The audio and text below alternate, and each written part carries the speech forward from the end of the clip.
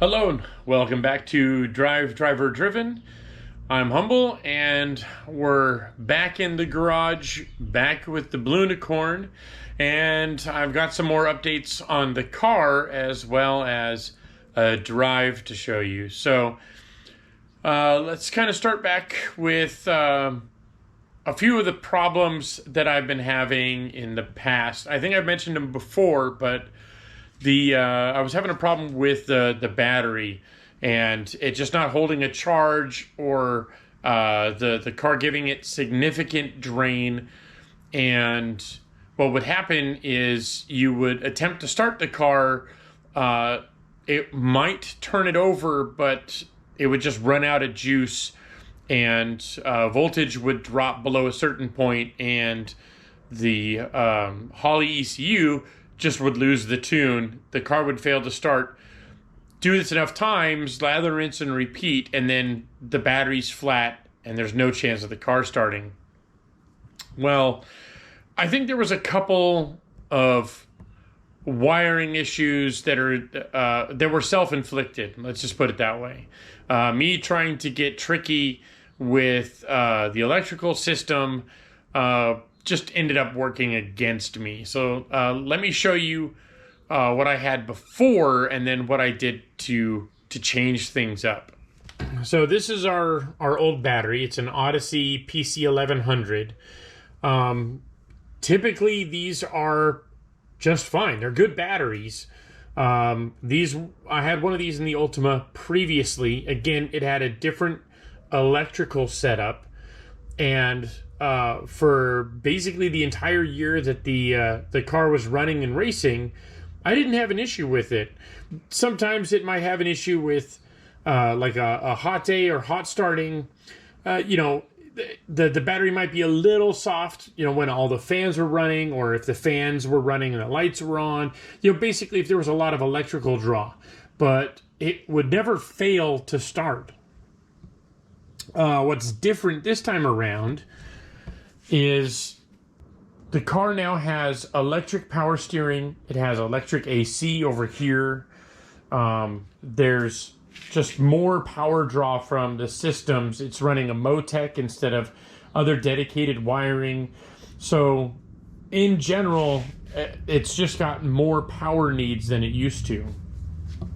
And what I had done is I had a couple of these TE relays, and these are heavy duty relays. I believe each of these is 200 amps or thereabouts. And the way these work is you have a switch input here, and then a live lead from your battery, and then this is your output. And the way these were configured is I had a single lead coming in, and then it would jump over to the next one, and then both of these were switched by the key, the key in the ignition, which completes a ground loop, enables both of these, and then it would send power to the rest of the car. The problem was whichever one of these units had the ECU or whatever that had to send power back to the starter in the car.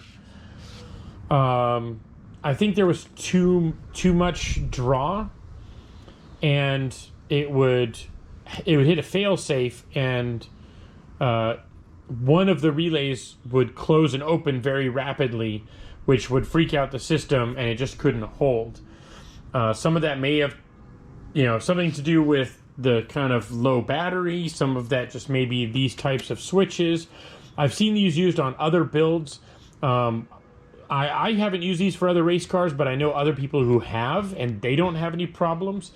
But to be fair, they're not running the same kind of electrical load in those cars that I'm running on the Ultima. So I don't think these are bad parts. I just think this was a bad solution for what I was trying to do. And so this is now my fix in the car. So I replaced both of those high amperage relays with a single Stinger 500 amp relay. Mainly, these are used to switch like secondary batteries for audio systems and whatnot. It's basically a contactor. That's all it is. And it works much the same as you send power through the switch. Nothing happens until you ground it. It closes the contactor inside, which connects all of the circuits for the car to the battery down below. So speaking of battery, tucked down below there, it's not as wide as the PC1100 was, and you can see the old mounts back over there, but it is deeper, and it just barely clears our lift pump up in front of it. It's basically the perfect footprint in here. This battery has, well, basically double the cold cranking amps, and so far in my test drives, it's performed flawlessly. Fans running, AC running, whatever, it didn't matter. It was always able to crank the car over. And so this anti-gravity battery has been, so far, a perfect solution for power. So it's kind of a mess wiring-wise, but if I tuck our water reservoir down there, it hides some of it. I'm probably going to revisit this and clean it up, but I wanted to make sure that it was a good solution first. I didn't want to go through all the effort of making it look pretty and tidy if I just ended up changing it again. So battery is, well, basically it's just nestled in there. It's got a stop on either side of the battery, and there's a hold down clamp that uses one of the previous hold down clamp mounts, and that's it. Couple things about the lithium ion battery is you do need a special charger. So this is a lithium specific charger that they recommend for these batteries, and I've just got it on a whatever, like a maintenance charge, because I'm going to be, well, busy or gone for the next couple of weeks.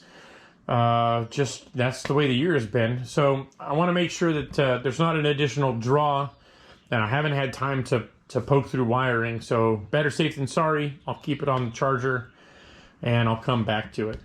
Now, I did mention that I've been going out and taking drives, and well, just like any other project, even this car before, I've been taking slightly longer and longer drives each time I take it out, checking for oil pressure, oil temp, water temp, that sort of thing, looking for leaks, any kind of like overheating potentially, anything like that. And so far, so good. No leaks.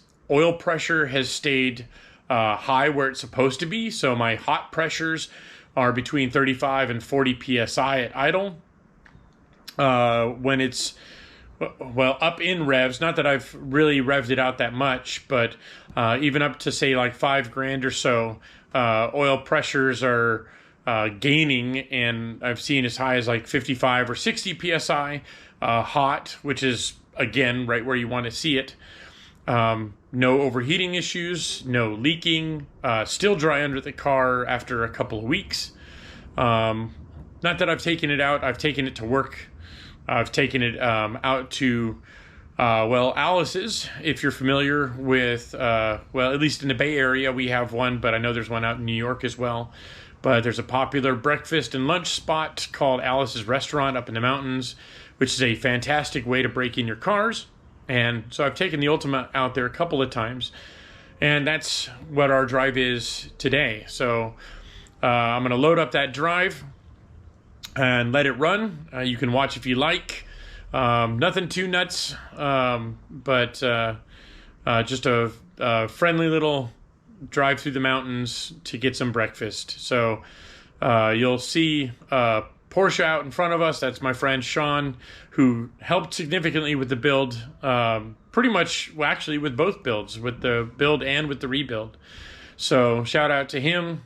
Thanks for watching, and I'll see you guys next time.